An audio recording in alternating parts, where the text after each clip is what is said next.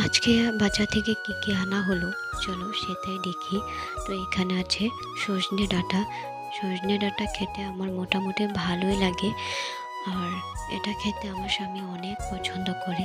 আর এখানে আছে একটা মিষ্টি কুমড়ো। মিষ্টি কুমড়ো খেতে আমি অনেক পছন্দ করি, সেজন্য আমার স্বামী আমার জন্য এত বড় একটা মিষ্টি কুমড়ো নিয়ে আসলো। আর এখানে আছে বিটরুট।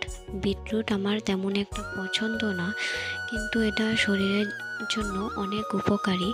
আর এটা খেলে নাকি রক্ত পরিষ্কার হয়, আর রক্ত হয় নাকি, এই জন্য এটা মাঝে মধ্যে খেতে হয়।